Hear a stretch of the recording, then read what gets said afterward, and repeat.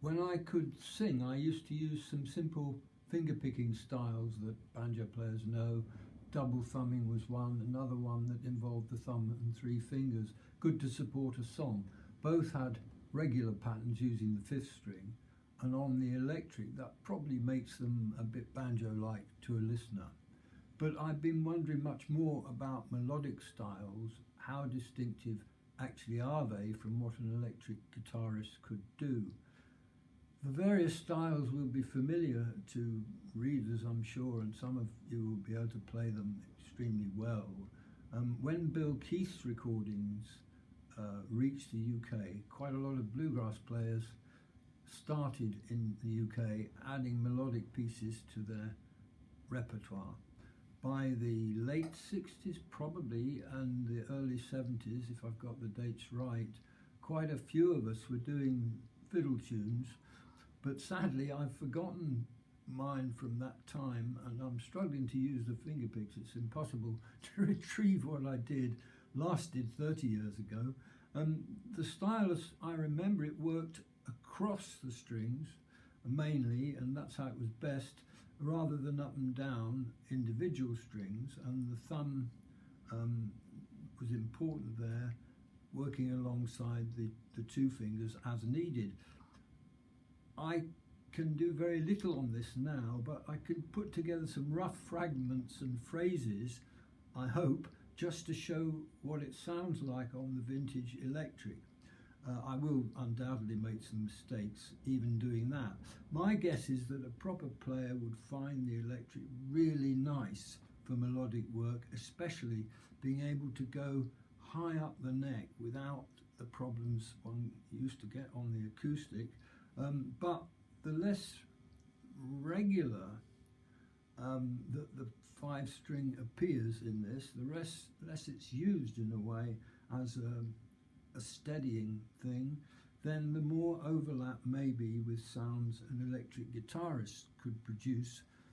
And I'll say a little bit more about that when I've just demonstrated the sounds. Thanks. Right, I'm just fiddling about trying to find some of the old melodic phrasing and so on. It's a bit difficult, but the first thing to say is the banjo would be easier to do that on up the neck than an acoustic one. That's what it sounds like trying to play. Whoops.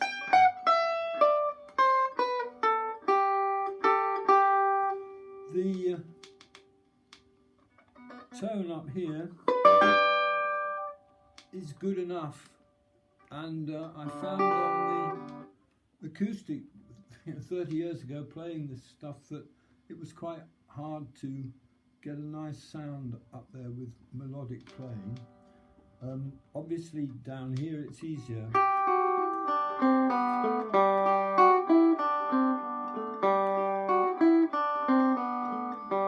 But it's also easier on this banjo.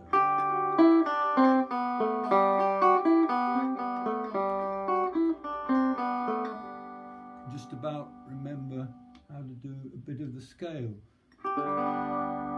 If you do it with the other system of going up and down the strings, it sounds a bit different.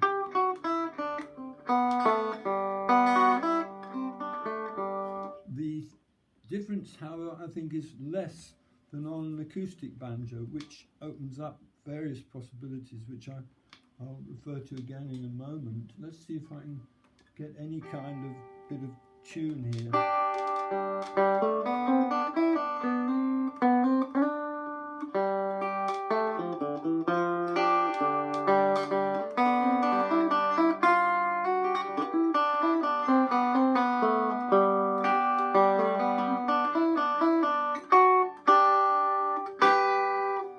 I can't do these things now very well, but that probably gives an idea of what it would sound like on here if you could play melodic. This is across the strings, and thinking about that bit of scale, there must be a lot of open strings in there. I haven't counted them, but that's the big difference on the acoustic. And the other thing is, with the up and down string on the acoustic, it has a tighter sound to my mind and doesn't mix quite as well with the melodic across the string style. Obviously it's slightly different on here, and I think they will, if you played a lot, will merge together much more readily, give you huge choices. I guess you'd have to go back to a classical banjo manual to find the best ways to play the scales. Let's see if I can mix it a little bit.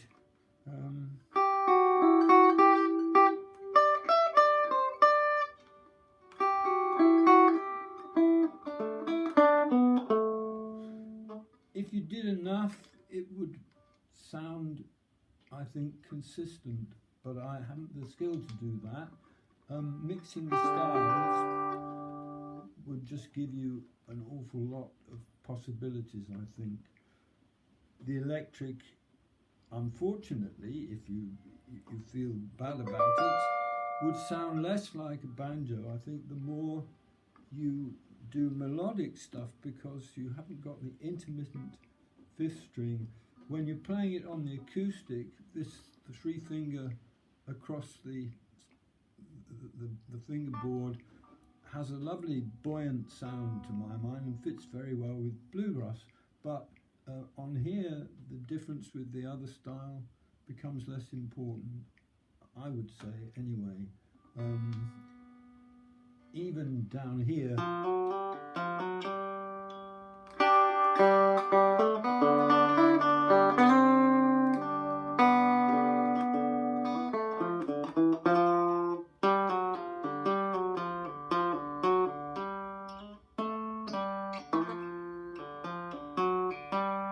you could even mix that sort of stuff in with it. Okay, I'll have a little break myself. These are not played particularly well, and I'm struggling to keep the finger picks on. And one thing I've noticed is there is a tendency for them to sound, even when I'm not playing with them, if I'm not really careful.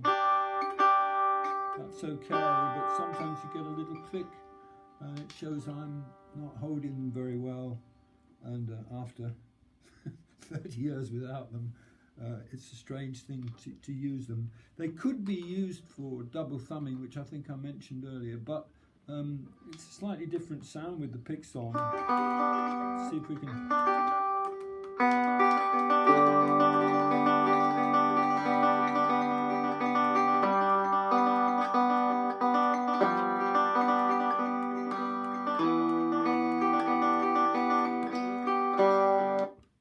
Anyway, that's another issue, but I think that's always going to sound like a banjo. Okay, I'll stop there for a minute.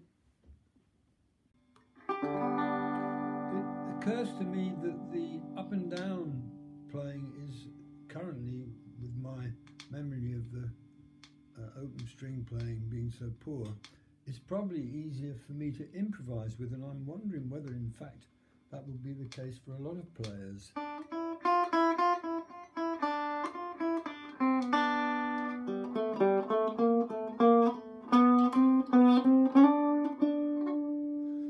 Pick out things so easily once you have a rough idea of where they are. Not very clever musically, but still a feature of the instrument, I suppose. I did remember that you can make and use chords within these tunes, and I touched on it earlier. I can't really do them now, but I did. This is a little part of a tune I used to play with chords, and I get part of it anyway.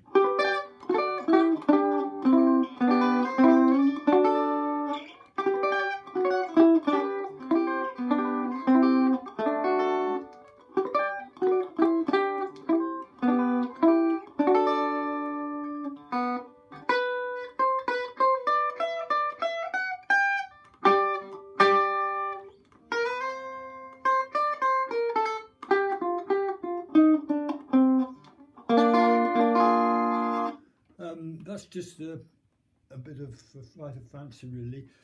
Generally, I'm working towards saying that this is sounding a bit like an electric guitar, unless you play very traditional forms and styles, but it's quite a lovely thing to play it. I wish I was more capable of showing what it could do, but this is just to give you a bit of an idea. I've still some things to try. I'm not going to try melodic claw hammer. I don't think it transfers well without the head on the instrument, and I will try instead traditional frailing, which in the UK preceded melodic claw hammer as we learned the instrument. So I'll hope to get to that as my last little bit, but I'm going to have a few minutes rest first. Okay.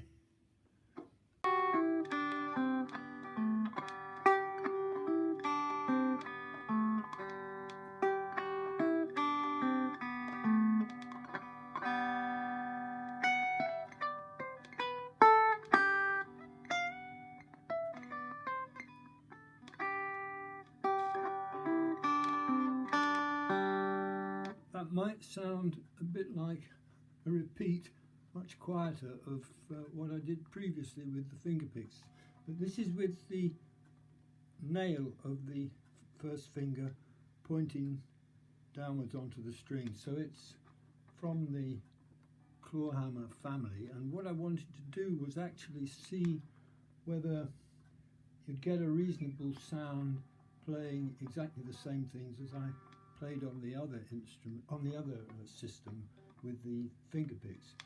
It's quieter.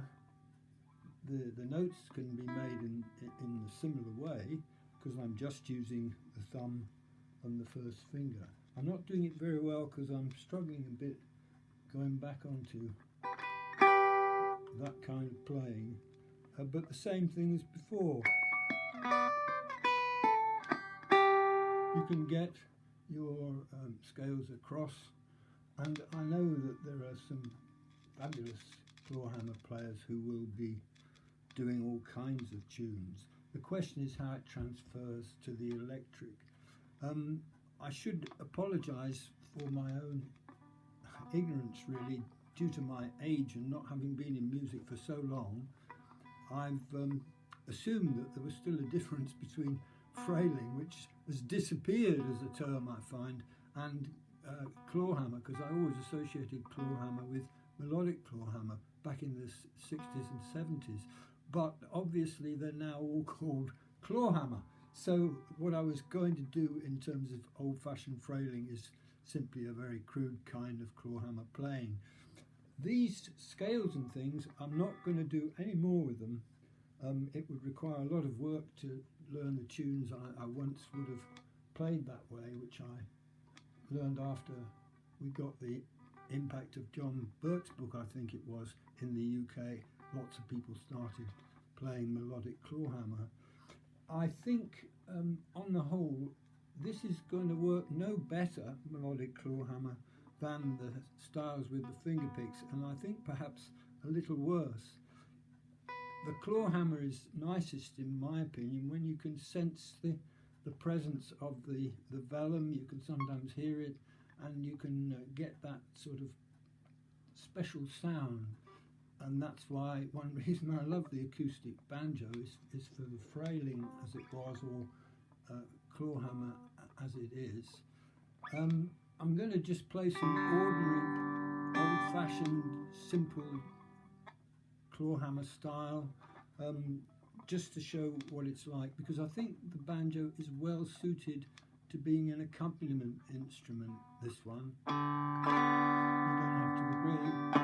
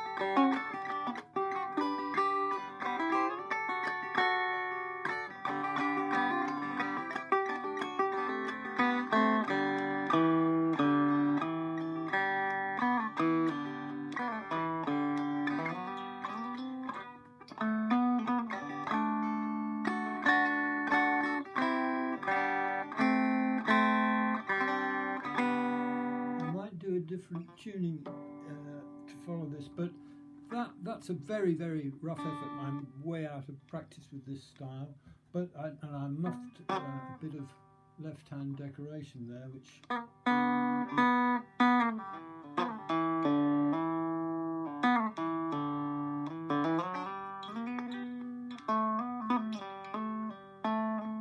could do it better if I practiced a bit. But that's just to show you that I think it's really nice for this kind of music, and it's not the same as an ordinary banjo, but that is clearly a banjo style. The repetition of the fifth and the chording and all the pulls and hammers that you would do, and I think more so than melodic claw hammer playing a lot perhaps where the fifth string is lost sight of. So that's my assertion.